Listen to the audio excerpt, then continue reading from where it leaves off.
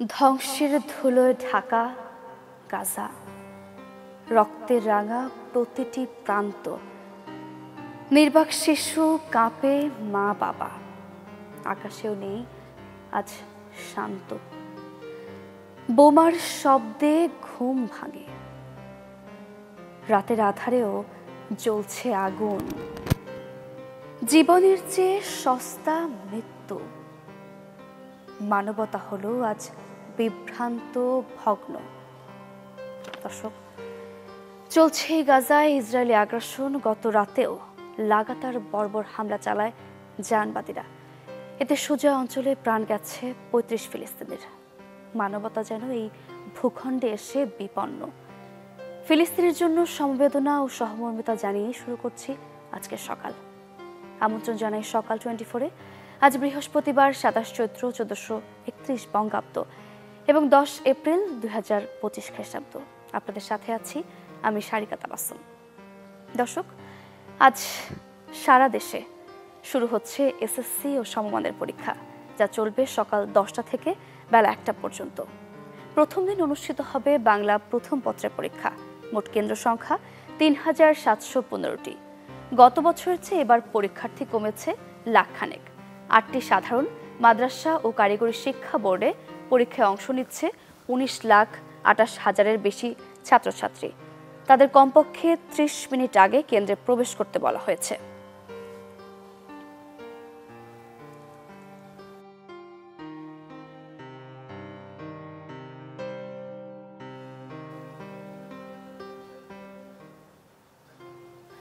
দর্শক, বলছিলাম আজ সকাল 10টা থেকে এসএসসি ও সমমানের পরীক্ষা শুরু হতে যাচ্ছে। আমরা সেই বিষয়ে জানবো। আমরা একটু জেলার খোঁজ খবর নিয়ে আসবো। চলে যাব গাইবান্ধাতে। সেখান থেকে যুক্ত হচ্ছেন সহকর্মী আসাদুজ্জামান মামুন।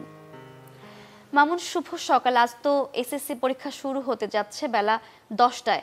পরীক্ষার্থীরা আসতে শুরু করেছে কিনা, উপস্থিতি কেমন দেখছেন, এবং সেই সাথে আরেকটা বিষয় জানতে চাই, পরীক্ষার যে কেন্দ্রের আশেপাশে 144 ধারা রয়েছে এবং শিক্ষার্থীদের জন্য 14টি নির্দেশনা রয়েছে, বিস্তারিত জানাবেন। সারিকা, আপনাকে শুভ সকাল। আমি এই মুহূর্তে দাঁড়িয়ে আছি গাইবান্ধা সরকারি বালক উচ্চ বিদ্যালয় কেন্দ্রে। দেখতে পাচ্ছেন যে এখানে কিন্তু আমার পিছনের যে কেন্দ্র রয়েছে, এই কেন্দ্রের কক্ষগুলো রয়েছে, এগুলো ইতিমধ্যেই যে ব্রেঞ্চগুলো রয়েছে সেগুলোতে কিন্তু কোন কোন স্কুলের ছাত্রছাত্রীরা বসবে সেগুলো কিন্তু ইতিমধ্যে করেছে। এখন আপাতত যে পরীক্ষা কেন্দ্রে এখনো কিছু অভিভাবককে আমি দেখেছিলাম, তারা এসে আসলে এক নজরে গাইবান্ধা সরকারি বালক উচ্চ বিদ্যালয় যে পরীক্ষা কেন্দ্র রয়েছে সেই স্কুলগুলো কিছু শিক্ষার্থী আসছিল এবং তার অভিভাবক এসে দেখে গেছে যে এখানে এই গাইবান্ধা সরকারি বালক বিদ্যালয় কেন্দ্রে এবং শহরের মধ্যে দুটো কেন্দ্র রয়েছে। এখানে আপনার গাইবান্ধা নুরুল হক মডার্ন উচ্চ বিদ্যালয়, গাইবান্ধা সরকারি উচ্চ বালিকা বিদ্যালয়, সদর উপজেলা মডেল স্কুল কেন্দ্র এবং এই সমস্ত বেশ কিছু স্কুলে 575 জন পরীক্ষার্থী এই কেন্দ্রে পরীক্ষায় অংশগ্রহণ করবে। তো ইতিমধ্যে কিন্তু পরীক্ষার্থীদেরকে 9টা 30 মিনিটের মধ্যে আসন গ্রহণ করতে হবে বলে জানিয়েছে। এখানে ব্যাগ, ভ্যানিটি ব্যাগ, বই খাতা ইত্যাদি নিয়ে প্রবেশ করা যাবে না। পাশাপাশি মোবাইল ফোন বা মোবাইল সদৃশ ইলেকট্রনিক ডিভাইস ব্যবহার সম্পূর্ণ নিষিদ্ধ করেছে এই সরকারি বিদ্যালয়ের পাশাপাশি। এবারে সরকারি বালিকা বিদ্যালয় কেন্দ্র রয়েছে, সেখানে কিন্তু 503 জন পরীক্ষার্থী দিচ্ছে। তো এবার গাইবান্ধার জেলায় 60টি উপজেলায় পরীক্ষায় 66টি কেন্দ্রে 32,837 জন পরীক্ষার্থী পরীক্ষায় অংশ নিবে। এর মধ্যে এসএসসি পরীক্ষায় 25,303 জন পরীক্ষার্থী অংশ নিবে। এসএসসি ভোকেশনাল ও দাখিল ভোকেশনালে 15টি কেন্দ্রে 3,001 জন এবং দাখিল পরীক্ষায় 11টি কেন্দ্রে 4,615 জন পরীক্ষার্থী পরীক্ষায় অংশগ্রহণ করবে। আমি জেলা প্রশাসনের মাধ্যমে যেটা জানতে পেরেছি যে ইতিমধ্যে পরীক্ষা কেন্দ্রে কিন্তু নিরাপত্তা এবং সুষ্ঠুভাবে পরীক্ষা সম্পন্ন করার জন্য সকল প্রস্তুতি গ্রহণ করেছে বলে জেলা প্রশাসক চৌধুরী মোয়াজ্জেম আহমেদ আমাকে জানিয়েছেন। ইতিমধ্যে পরীক্ষা কেন্দ্রগুলোতে আইন শৃঙ্খলা বাহিনী যারা রয়েছে তারা আপনার এসে পৌঁছাবে এবং 9:30টার আগেই কিন্তু পরীক্ষা কেন্দ্রগুলোতে পরীক্ষার্থীরা আসবে বলে জানতে পেরেছি। এই ছিল এখনকার মতো গাইবান্ধার সর্বশেষ পরীক্ষা কেন্দ্রের খবরাখবর। মামুন, আপনাকে ধন্যবাদ। শিক্ষার্থীদের জন্য শুভকামনা। দর্শক, আজ 10 এপ্রিল শুরু হচ্ছে এসএসসি ও সমমান পরীক্ষা। শিক্ষার্থীদের জন্য রয়েছে 14টি নির্দেশনা এবং পরীক্ষা সুষ্ঠু নকলমুক্ত ইতিবাচক পরিবেশে সম্পাদিত হওয়ার জন্য রয়েছে নানা পদক্ষেপ। আমরাও চাই এই পদক্ষেপগুলো সফল হোক। দর্শক, এবার একটু আমরা চলে যাব পত্রিকায়, দেখে নেব আজকের দিনের সব প্রধান প্রধান শিরোনামগুলো। শুরু করছি তবে সমকালের শিরোনামগুলো দিয়ে। বিশ্বকে বদলে দেওয়ার যাত্রায় যুক্ত হন। বিনিয়োগ সম্মেলনে ডক্টর ইউনূস। সামাজিক দায়বদ্ধতা কার্যক্রমে ব্যবসায়ীদের যুক্ত হওয়ার আহ্বান। স্বাস্থ্য খাত উন্নয়নে যুক্তরাজ্যের সহায়তা কামনা। বাংলাদেশকে দেওয়া 2 স্থলবন্দরের ট্রান্সশিপমেন্ট সুবিধা বাতিল ভারতের। রাতেই জরুরি বৈঠক বাণিজ্য মন্ত্রণালয়ের। গতকাল 4 পণ্যবাহী ট্রাক ফেরত পাঠিয়েছে ভারত। পেট্রাপোল ও গেদে স্থলবন্দর ব্যবহার করে তৃতীয় দেশে রপ্তানি পণ্য পাঠানোর ক্ষেত্রে বাংলাদেশকে দেওয়া ট্রান্সশিপমেন্ট সুবিধা বাতিল করেছে ভারত। শিরোনামটি পড়ছিলাম।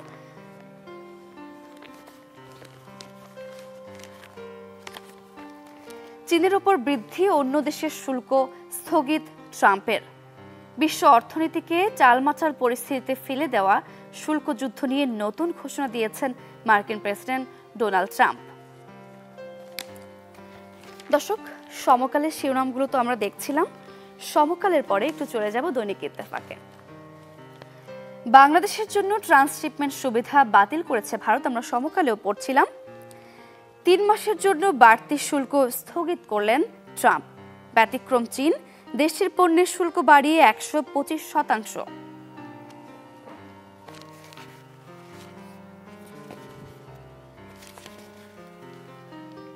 এবার ডেঙ্গুর প্রকোপ বাড়তে পারে, আশঙ্কা বিশেষজ্ঞদের।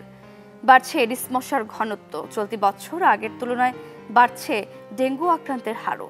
এতে চলতি বছর ডেঙ্গু রোগীর অবস্থা আরও জটিল হওয়ার শঙ্কা করছেন বিশেষজ্ঞরা।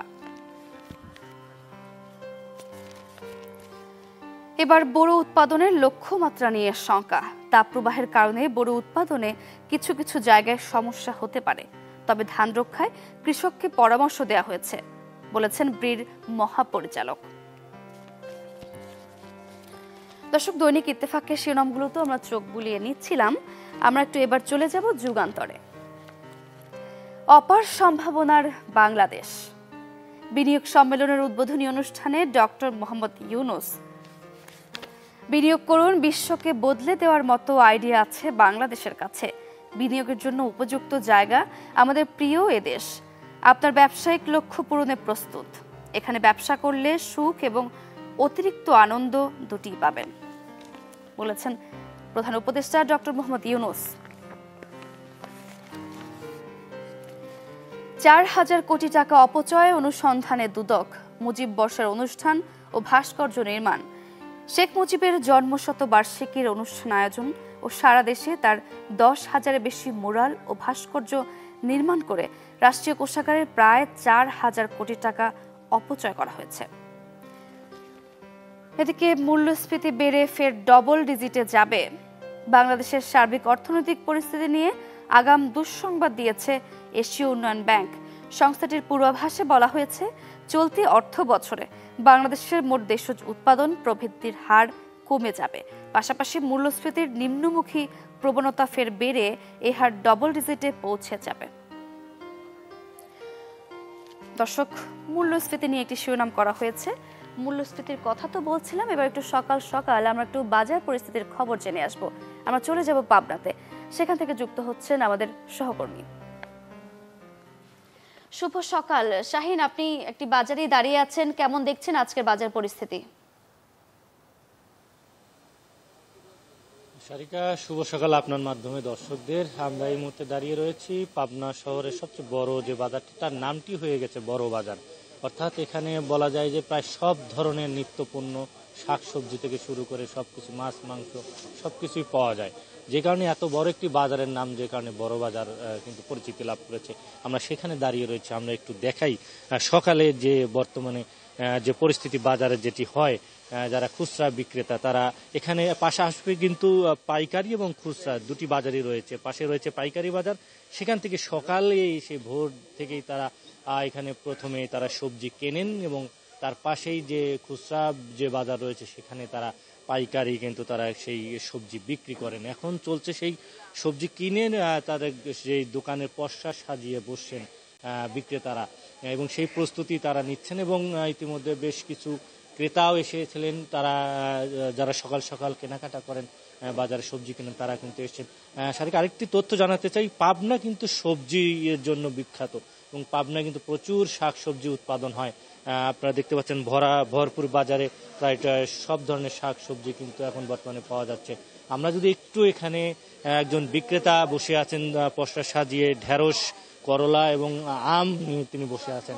আমরা একটু তার সঙ্গে কথা বলে একটু জানার চেষ্টা করব যে আসলে গত রমজানের পরে এখন যে ঈদের যে বাজার, সেই বাজার দর আসলে গত কয়েকদিনের তুলনায় এখন কমছে না বেড়েছে, যদি একটু বলেন না আপনাদের এখনকার যে বাজার দর। একটু বাড়ছে বাজারে, গাছ টাছ মরে যাচ্ছে, খরায় তো বৃষ্টি বাদল হচ্ছে না, মরে যাচ্ছে, একটু সামান্য বাড়ছে, বেশি কোন কোন সবজির দাম বেড়েছে, কত ছিল এখন কত বেড়েছে?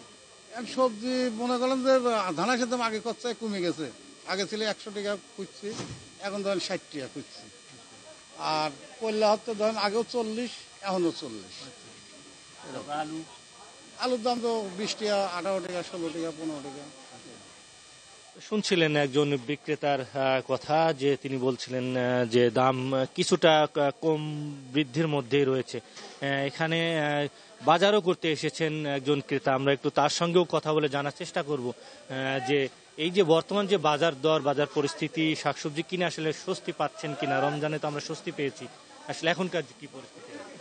এখনো মোটামুটি দাম, ধন্যবাদ, এখনো মোটামুটি দাম স্বাভাবিকই, খুব একটা বাড়েনি, মোটামুটি স্বস্তির মধ্যে আছে বাজার দর। জি, ধন্যবাদ। শুনছিলেন একজন ক্রেতার কথা, যে আসলে ক্রেতা বিক্রেতা সবার মাঝেই আমরা দেখেছি যে এই বছর অন্তত রমজান থেকে শুরু করে এখন পর্যন্ত সবজির যে বাজার দর, সেটি নিয়ে কিন্তু ক্রেতা এবং বিক্রেতা উভয়ের মধ্যে আমরা স্বস্তি দেখেছি। আমরা দেখেছি যে প্রায় সবগুলো নিত্যপণ্য যে বাজারগুলোর সবজির দাম রয়েছে, সবগুলোর দামই কিন্তু প্রায় কমেছে বেশ কিছুটা, এবং সেটি নিয়ে কিন্তু সাধারণ মানুষ বেশ খুশি। আমরা দেখেছি যে আমরা যদি একটু সবজির বাজার যদি একটু দর একটু যদি বলি, করলা বর্তমানে 50 টাকা, ঝিঙে 80 টাকা, সজনে ডাঁটা 80 টাকা, গাজর 30 টাকা, কাঁচামরিচ 40 টাকা, বেগুন 50 টাকা, পটল 60 টাকা, এরকম ভাবে প্রায় সবগুলো সবজির দামই কিন্তু প্রায় কমেছে। তো সারিকা, এই ছিল পাবনা থেকে সবজির বাজারে। অসংখ্য ধন্যবাদ। দর্শক, পাবনার বড় বাজার থেকে যুক্ত হয়েছিলেন সহকর্মী শাহিন রহমান। আমরা জানছিলাম আবহাওয়ার তারতম্যের কারণে জিনিসপত্রের দাম কিছুটা বাড়লেও সহনীয় রয়েছে, এবং ক্রেতা বিক্রেতা দুজনেই স্বস্তিদায়ক একটি খবর আমাদের জানিয়েছেন। দর্শক, আমরা যুগান্তরের শিরোনামগুলো দেখছিলাম, এবার একটু আমরা চলে যাব প্রথম আলোতে।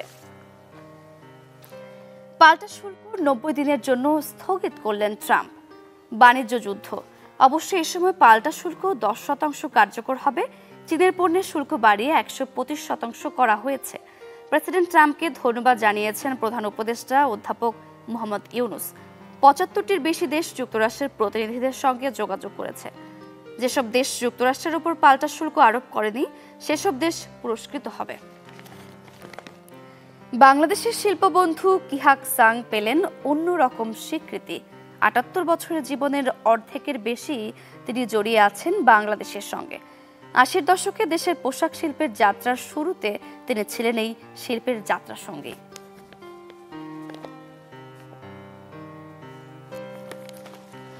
নদীর জায়গায় সরকারি স্টেডিয়াম, শেখ রাসেলের নামে নির্মিত এই মিনি স্টেডিয়ামকে ওসিলা করে এখন এলাকাবাসীও নদী দখলে মেতেছেন।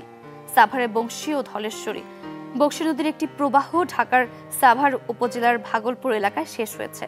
ভাগলপুরে পানির প্রবাহটি ধলেশ্বরীর নাম নিয়ে রাজধানী ঢাকাকে পূর্ব দিকে রেখে মেঘনার সঙ্গে মিশে গিয়েছে। দর্শক, বিশ্বকে বদলানোর অভিনব ধারণা আছে বাংলাদেশের। আমরা অন্যান্য পত্রিকাগুলোতেও পড়ছিলাম, পাল্টা শুল্ক 90 দিনের জন্য স্থগিত করলেন ট্রাম্প। আমরা প্রত্যেকটি পত্রিকাতেই দেখছিলাম। তবে এই ছিল আজকের দিনের সব প্রধান শিরোনামগুলো। আমরা চলে যাব ছোট্ট একটি বিরতিতে, ফিরছি আরো আয়োজন নিয়ে, আমাদের সঙ্গেই থাকুন।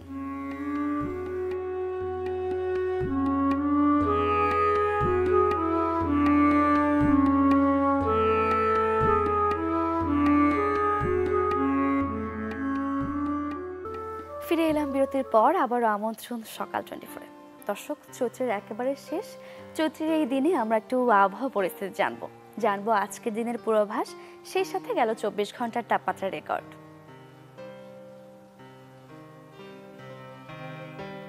ঢাকায় সর্বোচ্চ তাপমাত্রা 35.2 ডিগ্রি সেলসিয়াস এবং সর্বনিম্ন 25.2 ডিগ্রি সেলসিয়াস। রাজশাহীতে সর্বোচ্চ 35 এবং সর্বনিম্ন 23.8 ডিগ্রি সেলসিয়াস। রংপুরে সর্বোচ্চ 33 এবং সর্বনিম্ন 25.2 ডিগ্রি সেলসিয়াস। ময়মনসিংহে সর্বোচ্চ 33.2 এবং সর্বনিম্ন 24.4 ডিগ্রি সেলসিয়াস। সিলেটে সর্বোচ্চ 35 এবং সর্বনিম্ন 23.7 ডিগ্রি সেলসিয়াস। চট্টগ্রামে সর্বোচ্চ 35.2 এবং সর্বনিম্ন 24.7 ডিগ্রি সেলসিয়াস। খুলনায় সর্বোচ্চ 35.2 এবং সর্বনিম্ন 24 ডিগ্রি সেলসিয়াস। বরিশালে সর্বোচ্চ 35 এবং সর্বনিম্ন 22.8 ডিগ্রি সেলসিয়াস। দেশের সর্বনিম্ন তাপমাত্রা তেঁতুলিয়ায় 21.7 ডিগ্রি সেলসিয়াস এবং সর্বোচ্চ তাপমাত্রা ফেনীতে 37 ডিগ্রি সেলসিয়াস। আজ রংপুর, রাজশাহী, ঢাকা, ময়মনসিংহ, চট্টগ্রাম ও সিলেট বিভাগের কিছু কিছু জায়গায় এবং খুলনা ও বরিশাল বিভাগের 2-1 জায়গায় অস্থায়ীভাবে দমকা হাওয়া সহ বিদ্যুৎ চমকানো ও বৃষ্টি অথবা বজ্রবৃষ্টি হতে পারে। সারা দেশে দিনের তাপমাত্রা 1 থেকে 2 ডিগ্রি সেলসিয়াস হ্রাস পেতে পারে এবং রাতের তাপমাত্রা প্রায় অপরিবর্তিত থাকবে। দর্শক, আবহাওয়া পরিস্থিতি আমরা জানছিলাম খুলনা ও বরিশালে বৃষ্টির সম্ভাবনা রয়েছে। আপনারা যারা কাজের প্রয়োজনে ঘরের বাইরে বেরোবেন অবশ্যই প্রয়োজনীয় ব্যবস্থা নিয়ে বেরোবেন। দর্শক, ইলিশ মাছের উৎপাদন বাড়াতে চাঁদপুরে চলছে জাটকা সংরক্ষণ সপ্তাহ। এ নিয়ে আমরা বিস্তারিত জানবো। আমরা চলে যাব চাঁদপুরে, যুক্ত হচ্ছেন সহকর্মী আলিমরান শোভন। শোভন, শুভ সকালে। যে চাঁদপুরে 8 তারিখ থেকে 14 এপ্রিল পর্যন্ত জাটকা সংরক্ষণ সপ্তাহ চলছে, কেমন দেখছেন এর কার্যক্রম? সেই সাথে সাথে আরেকটি বিষয় জানতে চাই, এই যে 1 সপ্তাহ জেলেরা মাছ ধরতে পারবে না, বিকল্প কি ব্যবস্থা নিয়েছে তারা? এবং আরও একটি বিষয় আমরা জেনেছি, এরই মধ্যে কিন্তু অনেকেই জাটকা ধরছে, সেক্ষেত্রে প্রশাসনের ভূমিকাটা কি? ইলিশের পোনা জাটকা রক্ষাকল্পে চাঁদপুরে পদ্মা মেঘনা নদীতে এই সব ধরনের মাছ ধরে ইতিমধ্যে সরকারিভাবে নিষিদ্ধ করা হয়েছে। গত মার্চ মাস থেকে এই অভিযান শুরু হলো। এই চলতি মাসের 30 তারিখে এই অভিযান শেষ হওয়ার কথা রয়েছে। আমরা যেটি দেখেছি, চাঁদপুরের মতলব উত্তর উপজেলা 60 নল থেকে হাইমচর উপজেলার চরবির পর্যন্ত যে 70 কিলোমিটার দীর্ঘ নদী রয়েছে, এই নদীতে যেভাবে আসলে প্রশাসনের পক্ষ থেকে মনিটরিং করার কথা ঠিক সেভাবে করা সম্ভব হচ্ছে না, যদিও প্রশাসনের পক্ষ থেকে বলা হচ্ছে তাদের লোকবল সংকট। আমরা আরেকটি বিষয় লক্ষ্য করেছি, কিছুদিন পরই এই বাঙালির যে প্রাণের উৎসব পয়লা বৈশাখ, এই পয়লা বৈশাখে ইলিশের বেশ একটি চাহিদা থাকে। তো এই চাহিদাকে কেন্দ্র করে চাঁদপুরের মেঘনা নদীর বিভিন্ন স্থানে, বিশেষ করে নদী তীরবর্তী যেসব ভ্রাম্যমাণ আড়ত রয়েছে, সেখানে আমরা জমজমাট ইলিশ কেনা বেচা করতে আমরা লক্ষ্য করেছি। আমরা দেখেছি জেলেরা এই সময় তারা বলছেন যে পয়লা বৈশাখে ইলিশের বেশ চাহিদা থাকে এবং দামটাও বেশ ভালো পাওয়া যায়, যার কারণে তারা তাদের 2 টাকা বেশি পাওয়ার আশায় তারা এই ঝুঁকি নিয়ে তারা এই মেঘনা নদীতে তারা মাছ আহরণ করছেন। তো আমি এই বিষয়ে জেলা প্রশাসনের সাথে জেলা মৎস্য বিভাগের সাথে কথা বলেছি। তারা বলছেন তারা অভিযান আরো বেশি তারা জোরদার করার জন্য তারা চেষ্টা চালিয়ে যাচ্ছেন, কারণ এই ইলিশের পোনা এই জাটকা এর ঠিকমতো যদি সংরক্ষণ করা না যায় তাহলে আগামীতে ইলিশ উৎপাদনে বেশ ভাটা পড়তে পারে, অর্থাৎ ইলিশের যে কাঙ্ক্ষিত লক্ষ্যমাত্রা সেটি অর্জিত না হতে পারে এবং এতে করে আগামীতে আমাদের এই ইলিশ ক্রয় করতে যে বিশেষ করে মধ্যবিত্ত এবং সাধারণ মানুষের বেশ হিমশিম খেতে হতে পারে। তো এই বিষয়ে আমি জেলা মৎস্য বিভাগের সাথে তার কথা বলেছি। তারা বলেছেন ইলিশ অভয়াশ্রম কার্যক্রম বাস্তবায়নের লক্ষ্যে নৌ পুলিশ, কোস্টগার্ড, জেলা প্রশাসন এবং মৎস্য বিভাগ তারা যৌথভাবে তারা সার্বক্ষণিক কাজ করে যাচ্ছেন এবং নদী তীরে যেসব ভাসমান আড়ত রয়েছেন সেসব ব্যাপারে তারা কঠোর নজরদারি তারা বাড়িয়েছেন। এই ছিল চাঁদপুর থেকে ইলিশ নিয়ে সর্বশেষ খবর। শোভন, আপনাকে ধন্যবাদ। দর্শক, চলছে জাটকা সংরক্ষণ সপ্তাহ 2025 এবং এই পদক্ষেপটি সফল হলে কিন্তু এর ইতিবাচক প্রভাবও পড়বে বাজারে। দর্শক, আয়োজনের এই পর্যায়ে একটু জন্মদিনের শুভেচ্ছা না জানালেই নয়। আজ 10 এপ্রিল আমরা জানবো আজকের এই দিনটিতে কোন কোন বিখ্যাত ব্যক্তির জন্মদিন, তাদের কিছু বিখ্যাত কাজ নিয়ে আমরা জেনে নেব। 1830 সালের এই দিনে জন্মগ্রহণ করেন বাংলা নাটকের অন্যতম শ্রেষ্ঠ রূপকার দীনবন্ধু মিত্র। বাংলার আধুনিক নাট্যধারার দীনবন্ধু মিত্র বাস্তবধর্মী সামাজিক নাট্যধারায় হয়ে ওঠেন নাট্যকারদের আদর্শ স্থানীয়। দীনবন্ধু মিত্রের প্রথম নাটক নীলদর্পণ প্রকাশিত হয় 1860 খ্রিস্টাব্দে ঢাকা থেকে। 2টি কাব্যগ্রন্থ তিনি রচনা করেছিলেন, দ্বাদশ কবিতা ও সুরধ্বনি কাব্য। 1901 সালের এই দিনে জন্মগ্রহণ করেন সাহিত্যিক ও শিক্ষাবিদ অমিয় চক্রবর্তী। বিংশ শতাব্দীর বাংলা সাহিত্যের অন্যতম ব্যক্তিত্ব তিনি। বাংলা আধুনিক কবিতার ইতিহাসে ৩০-এর দশকে কবি অমিয় চক্রবর্তীর নাম অবিনাশী বন্ধন ও সমসাময়িকতার বিষয়ে জড়িয়ে আছে। শীর্ষস্থানীয় আধুনিক কবি এবং সৃজনশীল গদ্যশিল্পী অমিয় চক্রবর্তী শান্তিনিকেতনে রবীন্দ্রনাথের সাহিত্য সচিব হিসেবে দায়িত্ব পালন করেছেন। 1932 সালের এই দিনে জন্মগ্রহণ করেন মিশরীয় অভিনেতা ওমর শরীফ। তার বেশ কিছু বিখ্যাত চলচ্চিত্রের মধ্যে রয়েছে Lawrence of Arabia, Doctor Zhivago, Mackenna's Gold এবং ফানি গার্ল। 3 বার তিনি গোল্ডেন গ্লোব এবং 1 বার সেজার পুরস্কারে ভূষিত হয়েছেন। 1973 সালের এই দিনে জন্মগ্রহণ করেন ব্রাজিলিয়ান প্রাক্তন পেশাদার footballer Roberto Carlos da Silva Rocha. Carlos একজন ফুটবল রাষ্ট্রদূত হিসেবে কাজ করেন। তিনি একজন ফরওয়ার্ড হিসেবে ব্রাজিলে তার ক্যারিয়ার শুরু করেছিলেন, কিন্তু তার ক্যারিয়ারের বেশিরভাগ সময় কাটিয়েছেন একজন লেফট ব্যাক হিসেবে। ফ্রি কিকে তার বাঁকানো শট প্রতি ঘন্টায় 105 মাইল বেগে পরিমাপ করেছেন। 1984 সালের এই দিনে জন্মগ্রহণ করেন মার্কিন গায়ক, গীতিকার এবং অভিনেত্রী আমান্ডা লেমুর। তিনি তার প্রথম একক ক্যান্ডি দিয়ে খ্যাতি অর্জন করেছিলেন। তার শো রিয়েলের পুনঃপ্রকাশের একক শিরোনাম I wanna be with you মার্কিন যুক্তরাষ্ট্রের মুরের প্রথম শীর্ষ 40 গানে পরিণত হয়েছিল। 2019 সালে মুর হলিউড ওয়াক অফ ফেমে একটি তারকাকে পুরস্কৃত করা হয়েছিল। দর্শক, জন্মদিন নিয়ে জানতে জানতে আয়োজনের একেবারে শেষ পর্যায়ে চলে এসেছি। তবে শেষের আগে আপনারা যারা সকাল 24-এর সাথে ছিলেন, আপনাদের কিংবা আপনাদের প্রিয়জনের যাদের জন্মদিন, তাদেরকেও সকাল 24-এর পক্ষ থেকে জানাই অনেক অনেক শুভেচ্ছা। দর্শক, দেখা হবে আগামী পর্বে। সেই পর্যন্ত ভালো থাকুন, সুস্থ থাকুন। সবাইকে আরও একবার জানাই শুভ সকাল।